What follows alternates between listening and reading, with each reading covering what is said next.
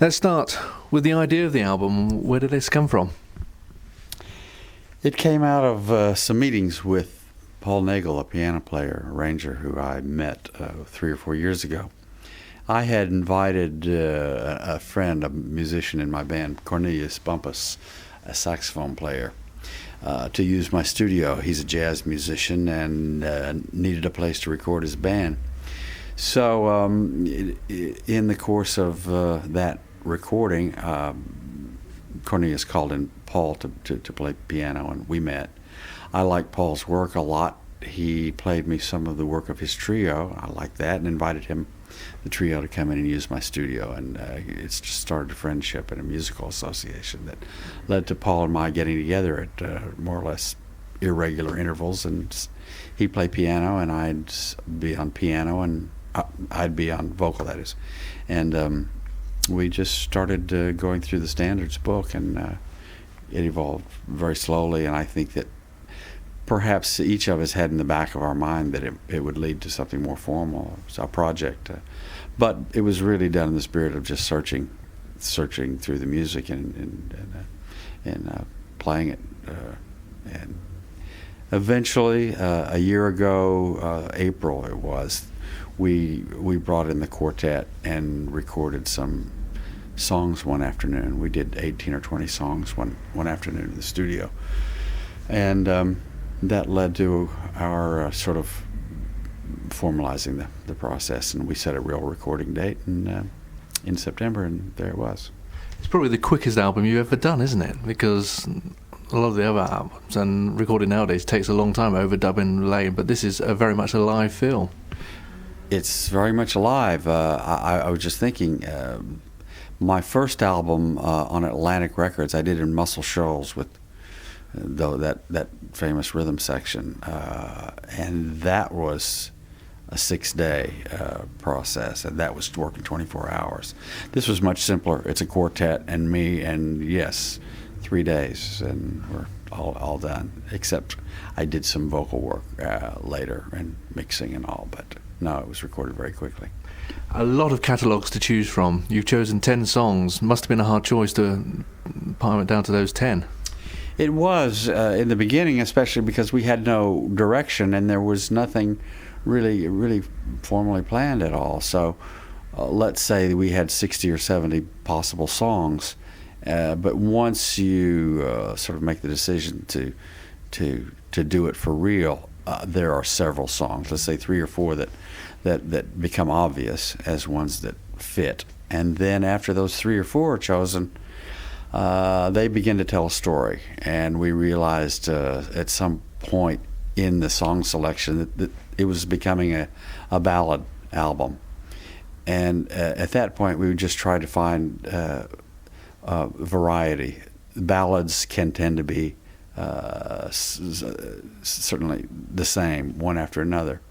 So then you try to find just real differences in ballads, and you find different ways to handle them in different rhythms, different styles, to give variety. So it really turned out to be a very specific search, and in the end, it just defined itself, and there's no work to it at all. It's just you go through the material, and the songs identify themselves.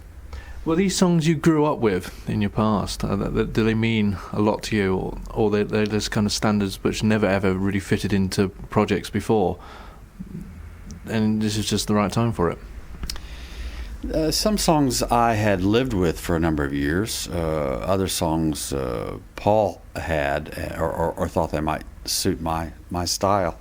As a musician, certainly, but then anyone who's got an ear out for music has heard some or most of these songs throughout their lifetime. They're just songs that have played in the background of all of our lives. They are in a song such as Bewitched, Bothered, and Bewildered. It's been done by many people. It's probably been used in commercials. It's just been on in the background in that elevator as you're going up and down. Those melodies are timeless, and they've been a part of most of our lives most of the time. So when you really focus on them, you they take on another life. But I think they're just a part of the musical vocabulary for anybody who has an ear for music. Were you nervous taking on the songs of this quality and kind of and songs that are set in legend as well? Nervous, yes. Let's say I considered it a great challenge on several fronts. Number one, to be to come out of the background that I have, out of blues, rhythm and blues, pop music, what have you. To be as exposed as one feels as a vocalist with minimal acoustic backing. And such dynamic music. It's one thing to say that we're doing some blues in a casual way, and that can all be acoustic, but it's a very very narrow expression.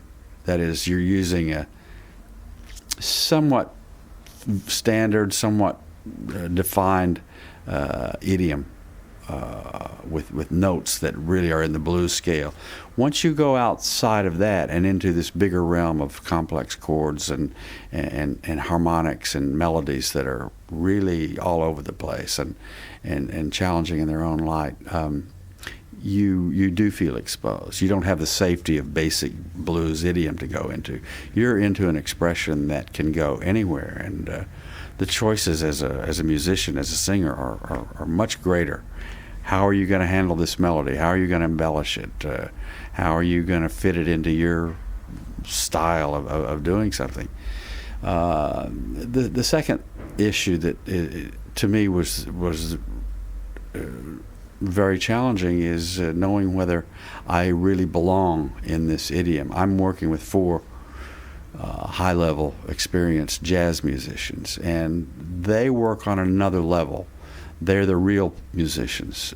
Not to say that the studio players and the people that I work with are not highly accomplished. They are. But once you get into this completely spontaneous mode of doing music, it's another world entirely. Very, very highly evolved. And to go into the so-called jazz context is a huge commitment. And you hear people make mistakes, and they don't. Some people really take on this material and this idiom and don't belong there, and it sounds very trite and silly, and it sounds it's almost sacrilege when somebody mishandles this material. So I walked very, very carefully through this minefield, and I gave myself 3 or 4 years really to weigh myself in this field. And what has evolved, I feel comfortable and confident with, and can say very, very clearly, I'm not a jazz singer, but I am working in the jazz mold. I'm working in the jazz vein, and that was probably the biggest challenge of all. So as you said, it's your biggest vocal challenge album as well, because it literally is just your vocal. You haven't got the guitar this time. You've got a set of musicians you haven't played with on record before. This is kind of, as I said to you earlier, it's kind of your barest, probably your nakedest record, if it's such a word. Do you feel quite exposed with it? I do, yeah, and consequently, I think it's challenged me as a musician, as a vocalist, more than anything I've done. It's easy in one way, because you're working with material that is brilliantly crafted. The melodies are absolutely infectious and intoxicating, and I'm not having to write this. I'm not having to do the words. I'm doing someone else's material, and in that way, it's easy to approach. But on the basis of technically challenging and facing the decisions one faces in doing this music, it's daunting, and consequently, having finished it and done it, and having been performing it for a few months, it's very, very satisfying. And I can say that after having done a month of gigs in jazz clubs, I've never had a more satisfying month of work in my life. That's good to hear. I was going to say about performing it live. It's a completely different, I suppose, environment to what you've been used to with the band, and probably playing to a kind of new audience. I suppose the hardcore fans been there, but you've got a kind of new audience coming along. Let's see if you can actually do this. Mm-hmm. Has that been a new experience as well?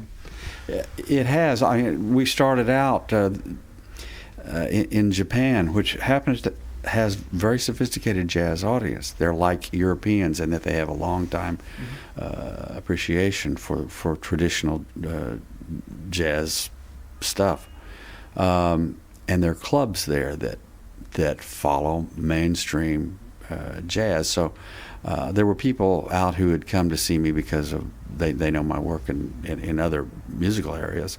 But because they'd heard this album, and because I think there was a sense of curiosity to some degree about what I was doing, and I got the feeling early on that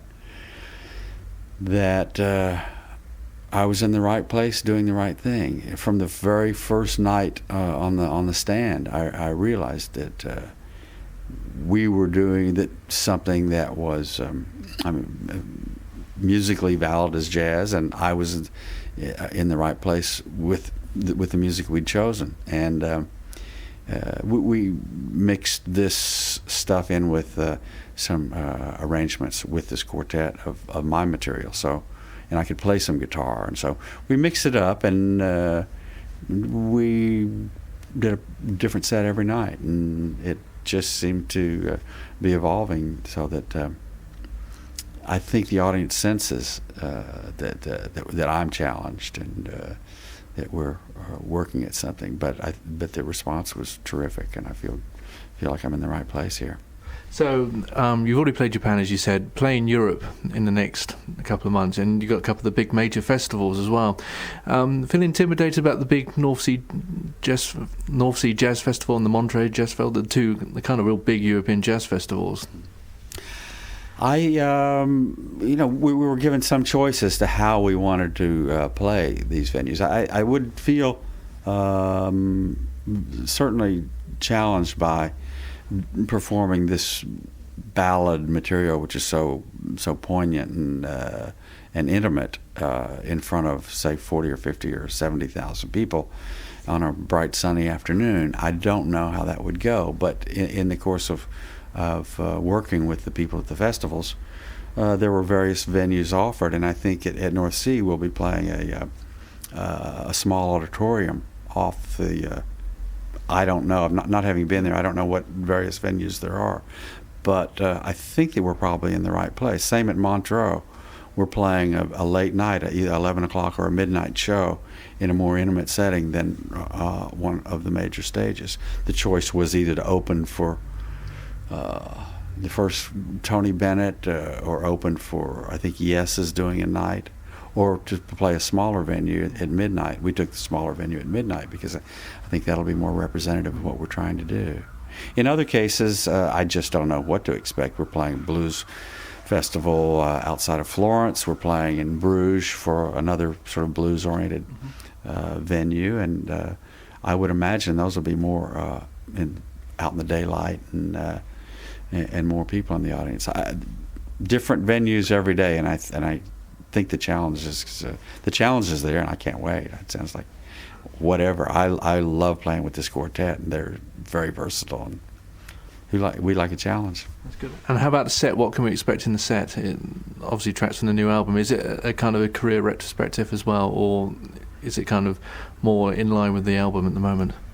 I think we'll have to take it each day at a time. I mean, we could just do this material in the jazz vein. We could do sets of that, but I think, I like to play some guitar, and I like to play some stuff that I think the audience might recognize from my earlier work. So we mix it up, and I think in some places I'll probably play more guitar, and we'll do some more bluesy R&B things, and other settings where we can sort of get into the atmosphere with this current jazz sounding record.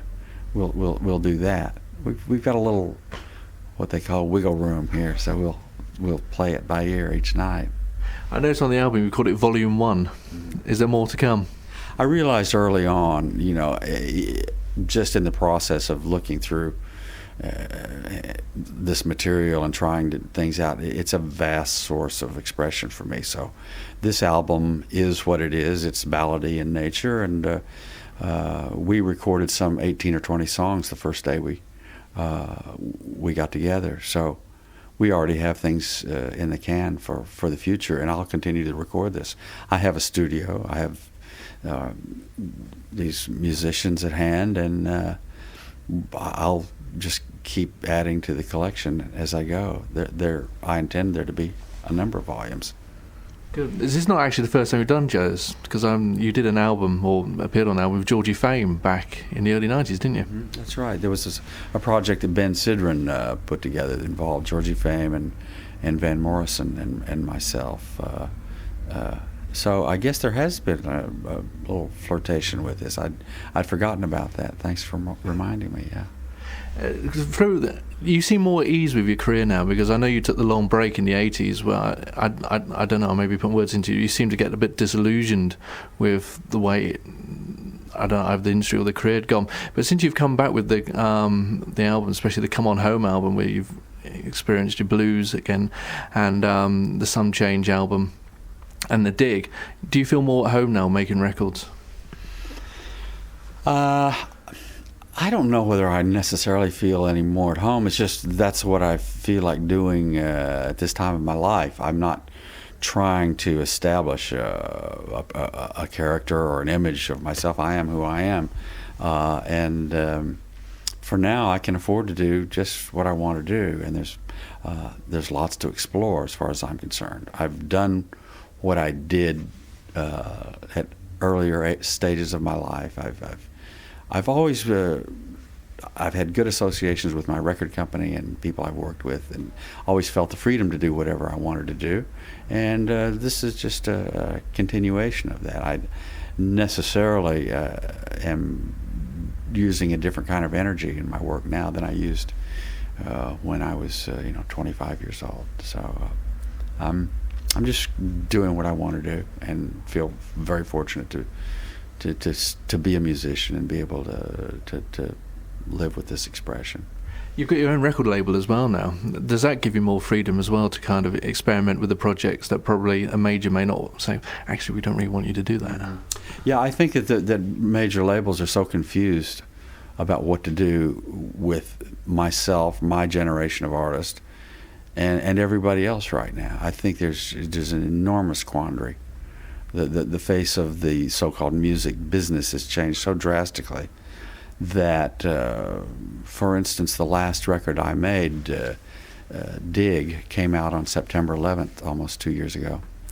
And the confusion that ensued with the release and the promotion of that record was enormous, to the point that the album that I released on Virgin Records at that time went through such an enormous change that by the time I finished the record and released it and been out promoting it, every single person in Virgin Records that was there in Los Angeles at that time had been fired or quit the company. And, as an artist who depends on the support of a label and the teamwork involved and the sort of commitment that's involved in promoting an artist these days, it's an enormous letdown. And I think that they have no idea what to do. I mean, it's record business as usual to some degrees, and I'm not really faulting it or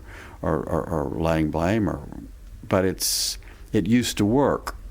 That you just signed artists and signed artists and signed artists, and 1 out of 10, so to speak, would stick on the wall and pay for the rest of them and have an ongoing career. It's nothing new, but they seem afraid to do anything right now and don't even really know what's happening in the business. So I feel particularly, I feel a lot more secure in the situation I'm in, where it's my own label, and whatever we do counts, and we will do our best to find our audience and develop new audiences wherever we can. But it's all it's all my responsibility, and whatever work I put into it is work that I hope pans out. It's not just having blind faith in a record company to do what they think is timely and right, because I think they don't know anymore. So the label, is it purely for your projects, or are you looking for kind of artists that you've worked with, or artists that you'd like to mature yourself? Do you actually see yourself being a label boss, or is it literally going to be an outlet for your own work? I would like to. I mean, I have the facilities to record. That is the studio and the interest and the contacts and music that I'd be interested in doing. But I think, of course, to take on that responsibility would necessarily carry with it the responsibility of promoting and giving that artist some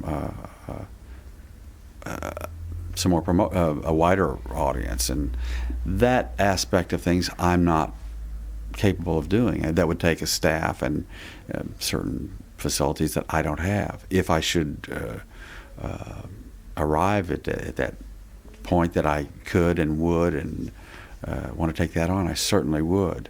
But right now it's just it'll be my records and my music and my interests. But I think this whole thing is evolving, and as the internet becomes more and more of a factor, as people sort of look at my work and my releases, perhaps there will be a venue in a way that I can develop other artists and promote them. The album's out now. The tour takes the next couple of months. What's long term? Have you kind of decided what's going to take you into next year?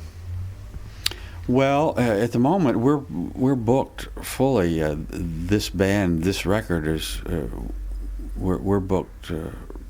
We're playing right through the middle of December, and are looking at going beyond that right now. I have more work to do in this field. I have the studio, and will go on and continue doing what I'm doing now. There's another self-written record in the works just after the first of the year, and it just seems that there's more to do than there's time to do right now, and it's just an ongoing process. Nothing specific. We just keep going. Thank you for your time. Thank you. My pleasure.